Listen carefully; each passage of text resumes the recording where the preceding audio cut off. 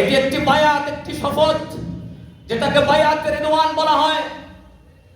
ইতিহাস লিখেছে এই বায়াতে রিদওয়ানে আল্লাহর রাসূল সাহাবীদের নিয়ে শপথ করেছেন, ওসমান যদি হত্যা হয়, ওসমান হত্যার প্রতিশোধ না নিয়ে আমরা ঘরে ফিরবো না।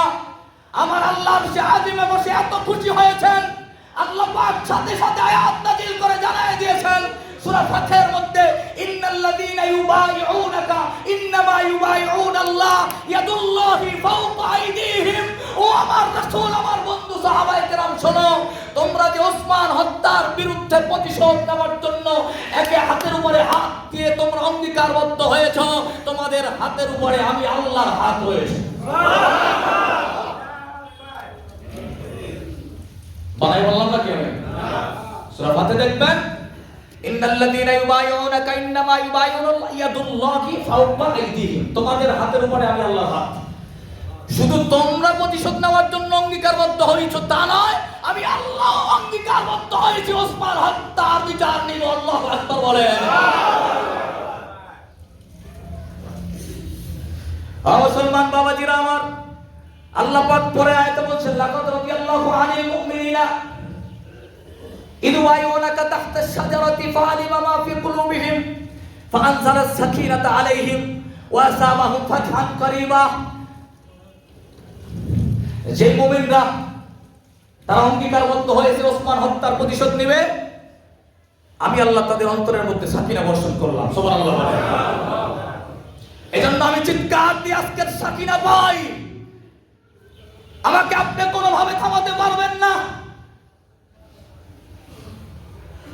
আল্লাহ বলেছে যারা অঙ্গীকারবদ্ধ হয়েছে তাদের উপরে আমি আল্লাহ আসমান থেকে সাকিনা পাই, আমিও শান্তি পাই। আমাকে শান্তিতে থাকতে দেন। আমি আপনাদের কাছে জানতে চাই, ওসমান হত্যা হয় নাই, যখন অঙ্গীকার হয়েছিল ওসমান কি হত্যা হয়েছিল? কথা কি বুঝতেছেন তো নাকি? এটা গুজব হয়েছিল। একটা গুজবের উপরে সাহাবায়ে কেরাম অঙ্গীকারবদ্ধ হয়েছেন। আমার আল্লাহ ওই অঙ্গীকারের পক্ষে সমর্থন দিয়ে নিজের হাতটা দিয়েছেন। আজকের কোন গুজব নয়। ওই ওসমানের উত্তরসূরি আমার এক ভাই ওসমান জীবন দিয়েছে। ওই ওসমানের হত্যার প্রতিশোধ নেওয়ার জন্য আমরা আজকে এখানে হাত দিয়ে অঙ্গীকারবদ্ধ হতে যাই। কারা কারা রাজি আছেন? তো হাত তুলে দেখাবেন।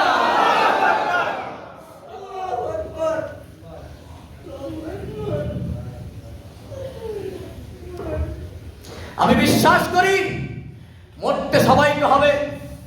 হযরত ওসমান আমার ভাই বলেছে, ওর মা যখন বারবার বলতো বাবা চলে আয়, এই দেশে আবরারকে রাখে নাই। এই দেশে যারা ভারতের বিরোধিতা করে, যারা ন্যায় ইনসাফের রাষ্ট্র দেখতে চায়, তারা থাকতে পারে না, তাদেরকে কেউ বাঁচায় রাখে নাই। এখান থেকে ফিরে আয়। আপনি ওসমানকে চিনেন? আপনি এখন দেখছেন এই ওসমান, আর আমি ছোটবেলা থেকে তার এসে আমার বাড়ির পাশে এক মাদ্রাসায় পড়েছি আমি। আমার চেয়ে 2 বছরের বড়, আমার চেয়ে 2 ইয়ার সিনিয়র ছিল আমার মাদ্রাসায়। ওসমান অতুলনীয় একজন পুরুষ ছিলেন এই দেশের জন্য, যার তুলনা করার কেউ নাই। আপনি কল্পনা করতে পারবেন না। এর পরিবার বাবা ছিল একজন হক্কানি আলেম হাদি, আব্দুল হাদি মাওলানা। এই হাদি কোথেকে আসলো?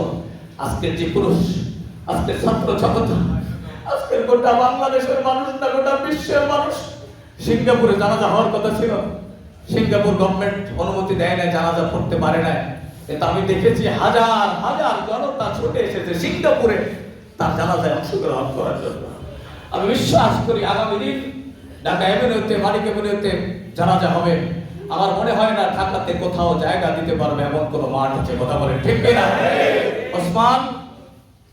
ওসমান মাকে বলতো, মা তুমি আমাকে বাধা দিও না, মরতে তো হবে, এই বিছানায় পড়ে বললেও তো মরা।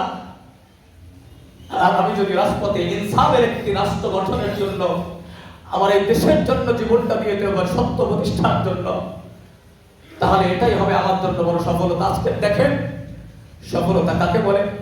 আল্লাহ পাক কোরআনুল কারীমে স্পষ্ট বলেছেন, ওয়ালা তাহসাবান্নাল্লাযীনা কুতিলু ফী সাবিলিল্লাহি আমওয়াতা বাল আহইয়াউন ইনদা রাব্বিহিম ইরসাকুন। যারা শহীদ হয়ে যায় আল্লাহর রাস্তায় দেয়, ইনসাফের রাষ্ট্র কায়েমের জন্য জীবন দেয়, তাদেরকে তোমরা খবরদার মৃত্যু বলবে না। এরা মরে না, এরা মরে না। আমি তাদেরকে কবরে খাওয়াই। আল্লাহু আকবার বলেন। পৃথিবীর একজন আলেম, বিশ্ববিখ্যাত মুহাদ্দিস, বিশ্ববিখ্যাত মুফাসসিরও মারা যাবে। পৃথিবীতে যেই মরবে না কেন সবাই কবর হবে, মিজান হবে, পুলসিরাত পার হয়ে জান্নাতে যাওয়া লাগবে। আল্লাহর কসম করে বলি, যিনি শহীদ হয়ে যায় কিচ্ছু লাগবে না, মরতে দেরি জান্নাতে ঢুকে যাবে। আল্লাহু আকবার। প্রিয় ভাইরা আমার, এই ওসমান হাদি ওনার বাবার নাম। বাবা একজন বড় আলেম ছিলেন, তৎকালীন সময় একটা ফাজিল মাদ্রাসার ভাইস প্রিন্সিপাল। মা আল্লাহওয়ালা মানুষ। এখন পর্যন্ত ওসমানের স্ত্রীকে কেউ দেখে নাই। অত্যন্ত দিনদার একটা পরিবার। দেখেছেন আপনারা? সামান্য 4 আনা পয়সার দাম হইলে সব পরিবারের গোষ্ঠী সুদ্ধা তারা সবাই চেনে। আজ পর্যন্ত এমন একজন বীর পাহলওয়ানের স্ত্রী কেউ দেখেছে? কোনো মিডিয়া এসেছে? সন্তান, একটা ফুটফুটে সন্তান, ছোট্ট একটা বাচ্চা। ওসমান জানতো যে এই পথটা শাহাদাতের পথ।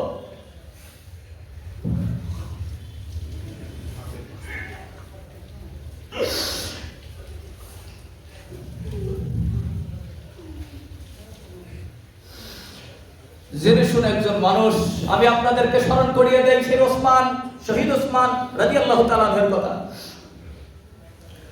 ওসমান রাদিয়াল্লাহু তাআলা আল্লাহ রাসূল বলছিলেন একটা ভবিষ্যৎবাণী, শুনেন।